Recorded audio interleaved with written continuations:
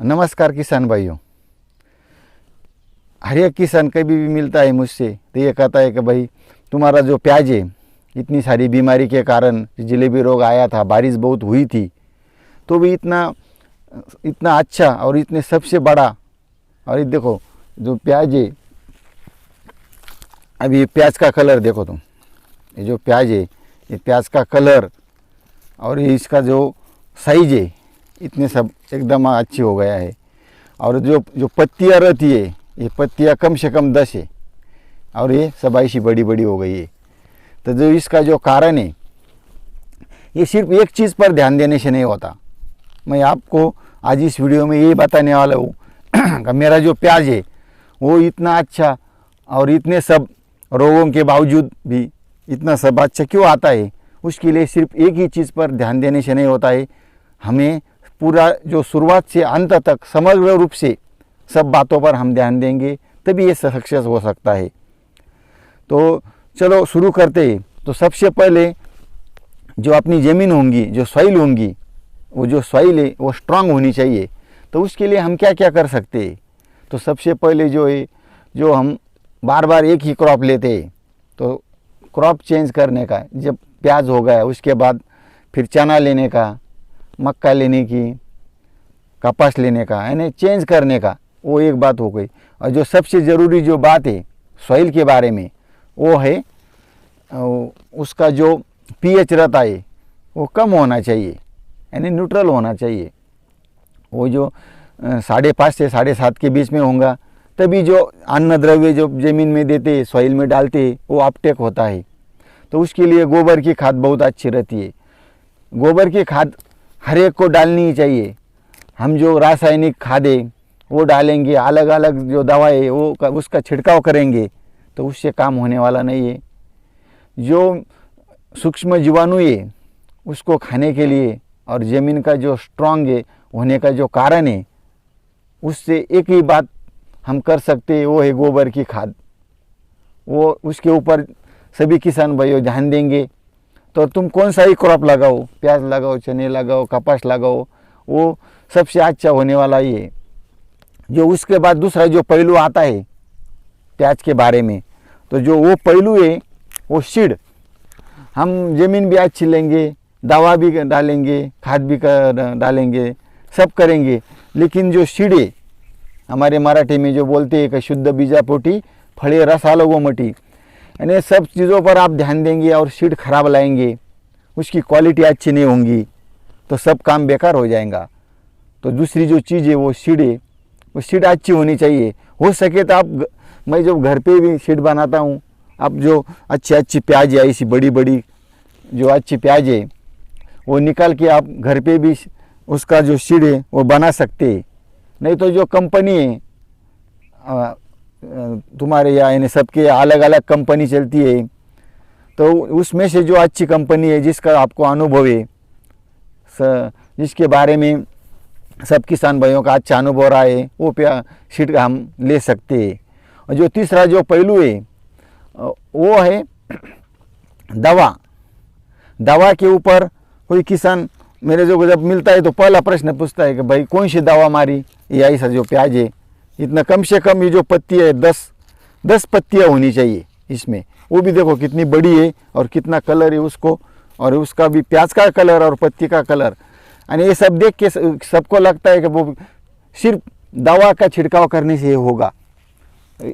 इसमें से कुछ उसका जो रोल है, हर एक पहलू का रोल रहता है, दवा का भी रोल है। यानी आपको जो कौन सी दवा मारने की, कौन सा खाद डालने का, तो मेरा जो चैनल है उसके ऊपर सब बातों पर अलग अलग वीडियो में मैंने ये इसके बारे में सब बताया है। वो अब मैं अब डिटेल से नहीं बताऊंगा हर एक दवा के बारे में, खाद के बारे में।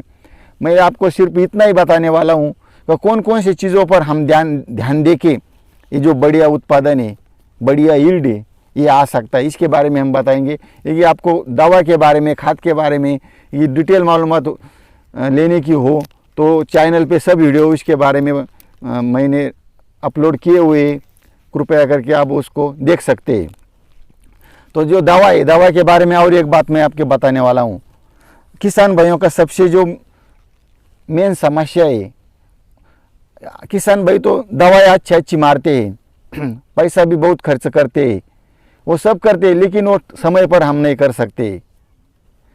तो मैं ज़्यादा से ध्यान इतने इसमें देता हूँ कि समय पर कैसा दवा का छिड़काव की जाए।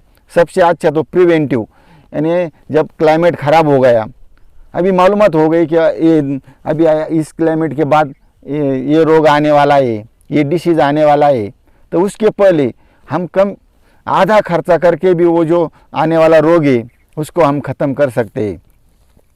यानी preventive is better than cure, जो बोलते हैं का, जो रोग आने के बाद जो हम करेंगे उसके पहले करेंगे तो कम खर्चे में और हमारा नुकसान नहीं होगा। समझो कौन सा भी रोग आ गया, अभी उसको हम प्रिवेंटिव में करेंगे तो कम खर्चा लगेगा और जो हमारा नुकसान है वो होगा नहीं।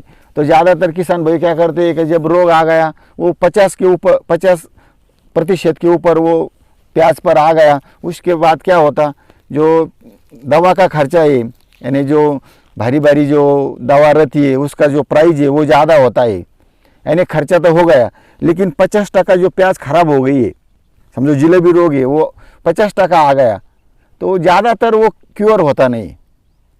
यानी तुम्हारा खर्चा तो जेब में से गया, लेकिन खर्चा करने के बाद जो आधा प्याज रह गया वो ही क्लियर होगा, जो आधा खराब हो गया वो होगा नहीं। इसके लिए हम क्या कर सकते हैं, ये बहुत ही इम्पोर्टेंट बात है कि तुम जब भी दवा का छिड़काव करने का हो सके उतना जो रोग आने के पहले करो, नहीं तो समझो नहीं समझ में आया तो 5-10% जब रोग आ गया तुरंत उसका छिड़काव कर दो।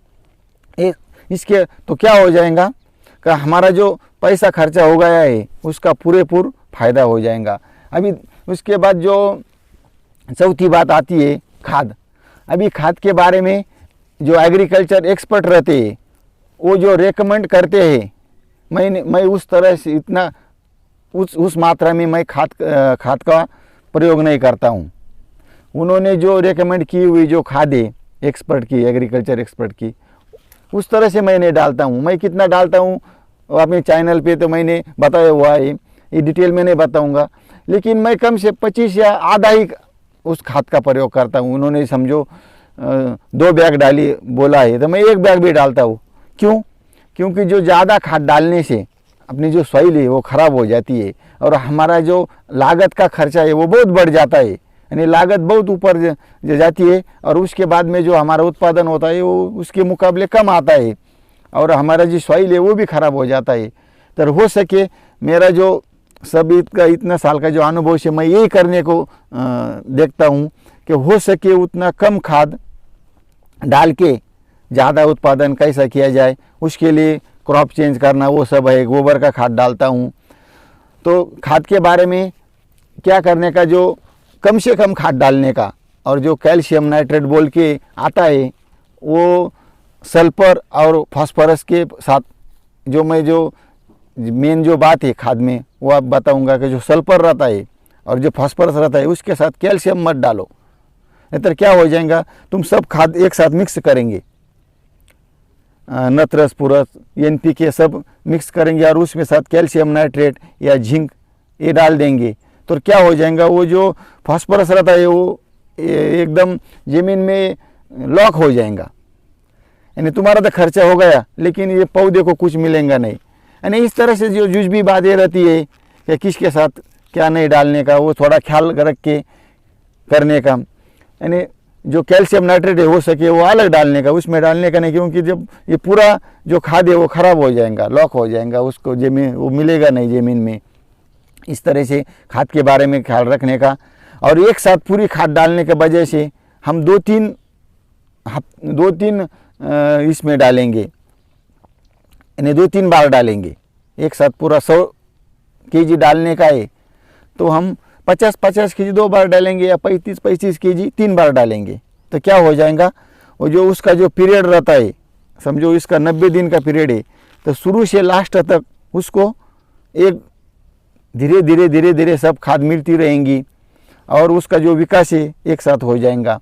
हम जैसे दिन में 2 बार 3 बार भोजन करते थे, एक साथ खाना खाएंगे तो नहीं चलेगा। इस तरह से ये पौधे का भी रहता है।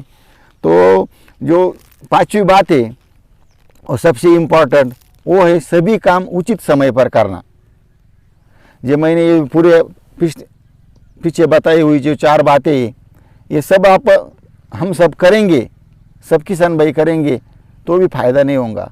तो फ़ायदा होने के लिए, हमारा जो मुनाफा होने के लिए, जो पूरी बातें शुरू से अंत तक वो उचित समय पर ही करना, इसके लिए बहुत ही इसका फ़ायदा होता है।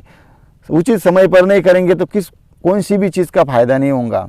उसको जब नर्सरी डालने की होंगी तो उचित समय पर डालने का। जब भी क्लाइमेट ख़राब हो गया तो 2-4 दिन ठहर के, जब क्लाइमेट अच्छा होगा तब डालने का।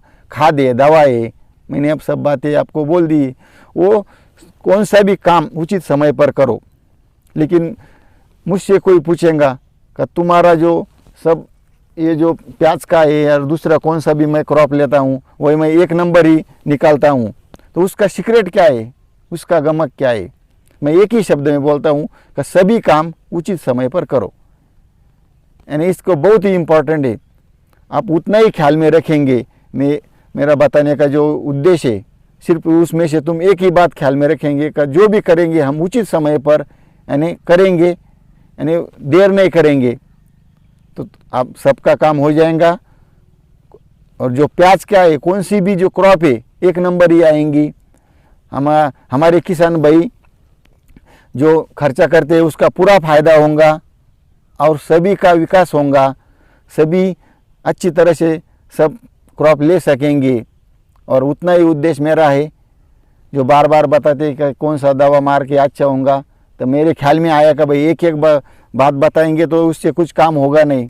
एक साथ हम उसका जो पूरा सीक्रेट बताएंगे कि क्या हम कर के इस तरह का जो प्याज है, इस तरह की जो क्रॉप है आ सकेंगी। अभी आपको समझ में आया होगा भाइयों का मेरा जो बोलने का उद्देश्य क्या है। तो आप इस तरह से सभी बातों पर ध्यान करेंगे और उचित समय पर सब करेंगे। और आपको जो जानकारी है ये अच्छी लगी तो प्लीज़ चैनल को सब्सक्राइब करो, शेयर करो और लाइक करो। धन्यवाद। जय जवान जय किसान।